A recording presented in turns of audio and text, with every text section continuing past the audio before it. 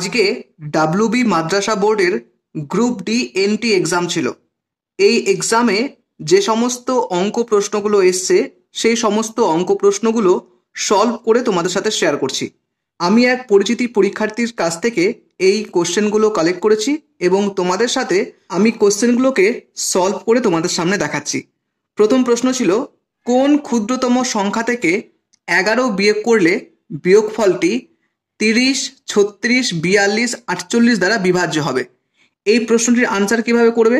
প্রথমে এই যে সংখ্যাগুলি দেওয়া রয়েছে অর্থাৎ 30, 36, 42, 48 এই সমস্ত সংখ্যার কি করব আমি লসাগু করে নেব। ওকে,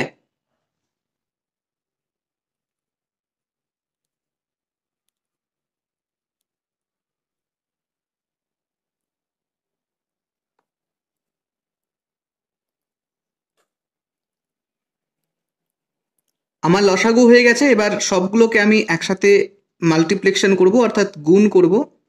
গুণ করে দেখব যে আনসারটা এখানে কত আসছে, অর্থাৎ গুণ ফলটা কত আসছে। 3 দুয়ে 6, 6 দুয়ে 12, 12 পাঁচে 60, 60 তিনে 180, 180 আর 7 আর 4 এই টোটালটা গুণ করলে দাঁড়াচ্ছে 5040। আমি কিন্তু এখানে হিসেবটাও দেখিয়ে দিলাম। 180-র সঙ্গে 7 গুণ করতে গেলে 1260, তারপরে 4 গুণ করতে গেলে 5040। এইবার এই সংখ্যাটার সঙ্গে কেবলমাত্র 11 বিয়োগ করতে বলেছে, তাই জন্য যদি এই সংখ্যাটার সঙ্গে আমরা 11 যোগ করে দিই, যে যোগফলটা পাবো সেটাই হচ্ছে উত্তর হবে। অর্থাৎ এখানে 5051 হয়ে যাবে এই প্রশ্নের সঠিক উত্তর।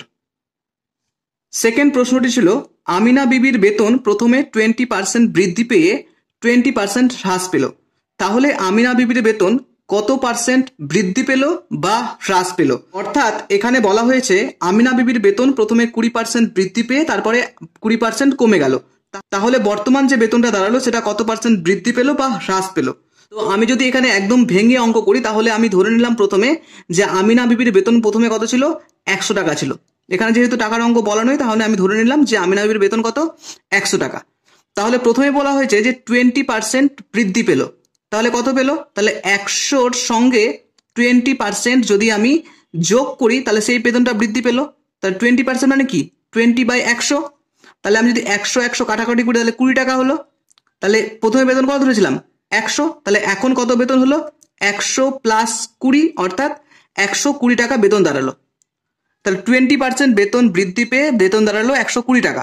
এবার বলা হয়েছে 20% বেতন আবার হ্রাস পেল, তাহলে কত থেকে হ্রাস পেল? এই অ্যামাউন্ট থেকে হ্রাস পেল। তাহলে এখন বর্তমান বেতন 120 টাকা, এখান থেকে যদি 20% হ্রাস পাই তাহলে কত পার্সেন্ট হ্রাস পাবে, কত টাকা হ্রাস পাবে? তো আমরা 20/100 করে দিলাম। একই রকমভাবে কাটাকাটি করব, তো দাঁড়াচ্ছে কত, 12 দুয়ে 24 টাকা। এই যে 12 আর 2, তাহলে 24 টাকা, তার মানে 24 টাকা কমে গেল। তাহলে বর্তমান বেতন কত, 120 টাকা। তাহলে 120 থেকে 24 বাদ দিব, কত দাঁড়াচ্ছে, 10 থেকে 4 গেলে 6, 10-এর হাতে 1, এখানে 3, তাহলে 12 থেকে 3 গেলে 9, অর্থাৎ 96 টাকা। বেতন বেড়ে গিয়ে হয়েছিল 120 টাকা এবং 20% হ্রাস পেয়ে বেতন হয়ে গেল 96 টাকা। তাহলে প্রথম অবস্থায় বেতন কত ছিল, 100 টাকা ছিল। তাহলে প্রথম অবস্থায় বেতন ছিল 100 টাকা আর এখন বেতন দাঁড়ালো গিয়ে 96 টাকা। তাহলে কত টাকা কম হলো, তাহলে 4 টাকা কমে গেল। তাহলে 4 টাকা কমে গেল মানে কি, 4% বেতন কমে গেল। তাহলে আমিনা বিবির বেতন 4% হ্রাস পেয়ে গেল। ওকে, তো আশা করি এই অঙ্কটিও বোঝা গেল। তাহলে আমিনা বিবির বেতন কত পার্সেন্ট হ্রাস পেল, 4% বেতন হ্রাস পেয়ে গেল। থার্ড অঙ্কটি ছিল, 5 জন লোক একটি কাজ 12 দিনে করতে পারে, তাহলে 3 জন লোক ওই কাজটি কত দিনে করতে পারবে? এটিও সহজ অঙ্ক, আমি একদম সাধারণ ভাষায় বলছি। বলা হয়েছে 5 জন লোক মিলে একটা কাজ করে, সময় লাগে 12 দিন। কদিন লাগে, 12 দিন।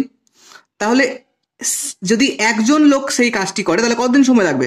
তাহলে ডবল লাগবে, মানে অনেক দিন লাগবে। তাহলে 12 গুণ 5 দিন লাগবে, তাই তো? 5 জন লোক যদি 12 দিনে একটি কাজ করতে পারে, তাহলে একজন লোক যদি কাজ করে তাহলে বেশিক্ষণ সময় লাগবে, তার মানে এত গুণ সময় লাগবে। এইবার বলা হয়েছে যদি 3 জন লোক সেই কাজটি করে তাহলে কতদিন টোটাল সময় লাগবে? তাহলে কত লাগবে? একদম সাধারণ ঐকিক নিয়মে যদি আমি অঙ্ক করে বোঝাই তাহলে এইভাবে দাঁড়ায়। তাহলে 3 4 12, ক দাঁড়াচ্ছে, 4 আর 5 গুণ করে 20 দিন, অর্থাৎ 3 জন লোক যদি কাজটি করে তাহলে সময় লাগবে কত? 20 দিন সময় লাগবে। আরও একটি অঙ্ক পরীক্ষাতে ছিল, তো অঙ্কটি যেহেতু সঠিকভাবে বলেনি তাই জন্য আমি অঙ্কটি কষতে পারলাম না। তোমার যদি অঙ্কটি মনে থাকে তাহলে অবশ্যই তুমি কমেন্টে জানাও, আমি সেই প্রশ্নের আনসারটিও তোমাদের সামনে করে দেখাবো। এর টোটাল 4টি কোয়েশ্চেন ছিল অঙ্ক, প্রত্যেকটা প্রশ্নের মান ছিল 2, অর্থাৎ 4 2 8। কারা কারা 8 পেয়েছো বা কত পেয়েছো অবশ্যই কমেন্টে জানিও। যে প্রশ্নের উত্তরটি আমি করলাম না সেই প্রশ্নটিও কমেন্টে জানাও, আমি পরবর্তী ভিডিওতে তোমাকে সমস্তটা জানিয়ে দেবো। এছাড়াও আরও কিছু ইংরেজি কোয়েশ্চেন ছিল, ইংরেজি কোয়েশ্চেনগুলো সঠিকভাবে মনে ছিল না, তবে পাস্ট টেন্স ছিল দুটো প্লুরাল ফর্ম ছিল, দুটো ফিল ইন দ্য ব্ল্যাঙ্কস ছিল।